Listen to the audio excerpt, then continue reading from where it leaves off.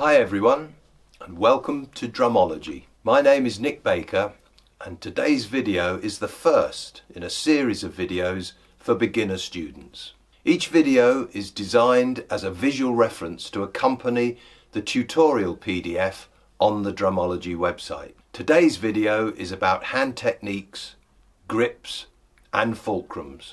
The Drumology tutorial PDF will provide all the detail you will require, along with some development exercises to help you practice. So let's get started.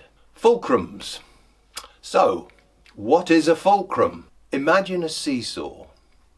The fulcrum on a seesaw is the bit in the middle, and you and your friend are sitting on either end. However, on a drumstick, the fulcrum point is about 10 to 15 centimeters from the butt end of the stick. And if you use Vic Firth sticks, he very kindly has a little American flag just where the fulcrum point is.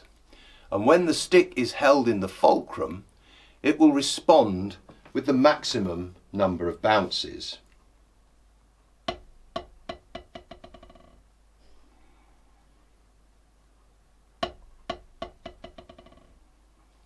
Now if I hold the stick towards the end, like that, out of the fulcrum, the stick drops dead very quickly. So, with the French grip and the matched grip, there are three fulcrum positions. The first fulcrum is between the first finger and the thumb, and we bounce the stick holding it between the first finger and the thumb, and be sure that all these fingers are kept well away from the first finger and the thumb. When you first try this, the fingers do want to come and rush in and try and help out. You've got to try and avoid this to really strengthen the grip between the first finger and the thumb. And then just throw the stick to the center of the pad. Raise the forearm slightly, and the stick should just bounce straight back to the upright position. Do it again. Now, the second fulcrum position is between the middle finger and the thumb. And again, try and keep all these other fingers out of the way. And when we bounce the stick using the same bounce technique, the fulcrum bounce, the stick just returns to the upright position. Notice when I do this, I'm not lifting the stick. The stick is coming back all on its own. My hand remains in the down position. So now the third fulcrum. If you make this shape with your hand and tuck the stick in between the fourth finger, the little finger, and the third finger, and then turn your hand over so that the back of your hand is facing the ceiling, and let these two fingers and the thumb relax. And then when you strike the pad from the vertical position, you will have to rotate your wrist back, and you rotate your wrist and follow the lift of the stick and the bounce of the stick. So, nice good throw. With a traditional grip, the fulcrum is between the thumb and that fleshy part of the hand just beneath the first finger. So if we grasp the stick between the thumb in that position, and we all see that, then by rotating the wrist we can get the fulcrum. Now, practicing the fulcrum bounce regularly using the simple exercises in the tutorial PDF will develop strength and control in the hand and the fingers. So, first fulcrum, second fulcrum, third fulcrum, traditional grip fulcrum. Okay, so let's look at the different grip positions. But before we start with the grip positions, I I want you to just consider adopting what I like to call a start position. So holding the stick in the first fulcrum, just let your arms hang by your side and straighten your back. And keep your head up, shoulders nice and relaxed, back straight. And bring your forearms up so that they are parallel to the floor and you're holding the sticks rather like a very large steering wheel. And then turn your hands over so that the back of your hands are facing the ceiling, your palms are facing the floor, and the two sticks are cutting a shape on the pad, a shape like a big slice of pizza. Yum. So from this position we're going to start with the matched grip. Now the matched grip is where we're holding the sticks matched in both hands, and the stick is held in the first fulcrum, palm of the hand facing the ground, back of the hand facing the ceiling, and the fingers just gently wrapped around the stick, not gripping the stick really tightly and not too loose and sticking out, just loosely and gently wrapped around the stick. I've heard the grip position described as if you were holding a little bird in your hand. If you held a little bird too tightly, you would do it some damage, and if you held it too loosely, it would fly away. But if you just gently cuddle it, it'll be quite happy. And the grip with the stick is the same.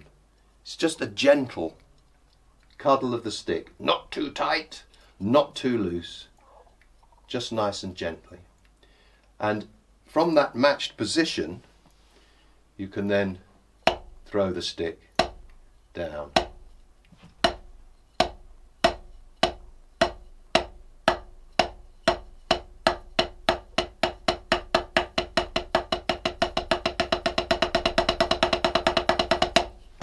Okay, the French grip, very similar to the matched grip, but we turn our hands round, we rotate our hands so that the thumb is now on top of the stick.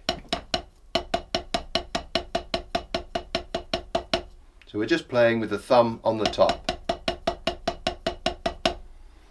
There is in fact another grip called the American grip. And the American grip is kind of halfway between the matched grip, sometimes known as the German grip, and the French grip. So it's halfway between thumbs on top, thumbs to the side, thumbs around about 45 degrees. So we have matched, American, French, and lastly the traditional grip. Now the traditional grip was developed by the military drummers because the face of a marching drum is slung at an angle, and it would have been considered inelegant for the drummer to have marched in this way with his elbow up in the air. So they developed the cradle grip, which meant that the elbows could hang low and the stick could be played in such a way. So the traditional grip, the stick is held in the fulcrum, which we looked at earlier.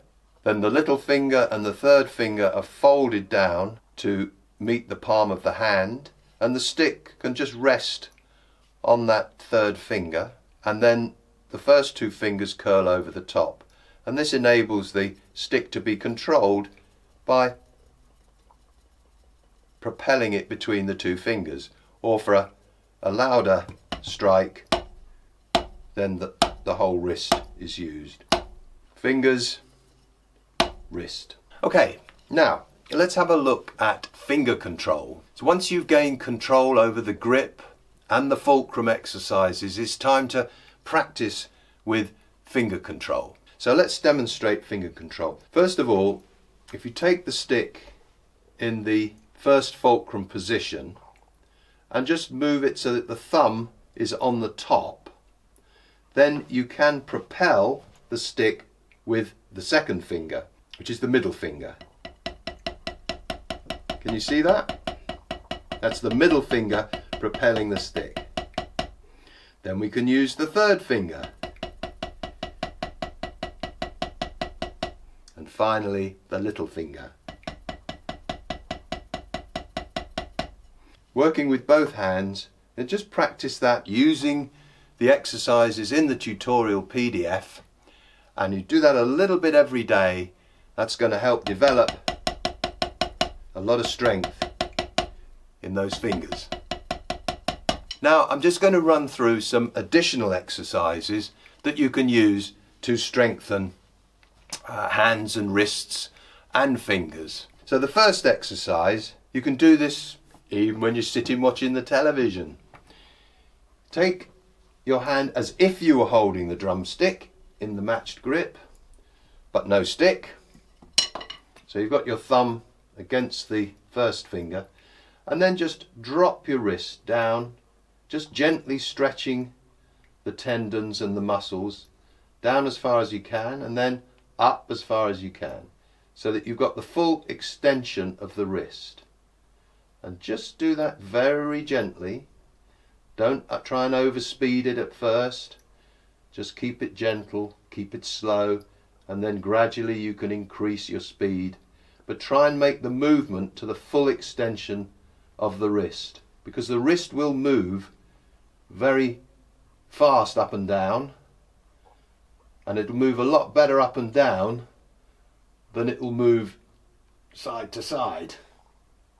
So if you practice that with both hands, up, down, up, down. Now the second exercise is where you adopt the prayer position. Put your elbows together, put your wrists together, and then you clap your hands to the count of 100. So we count it like this: 1, 2, 3, 4, 2, 3, 4, 5, 6, 7, 8, 9, 10.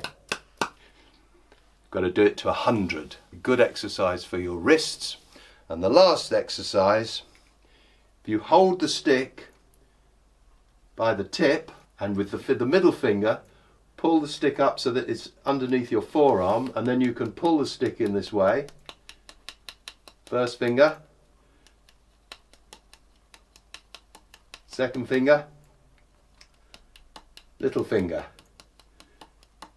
Don't go too hard because you'll hurt your forearm, but it's a good exercise for the fingers.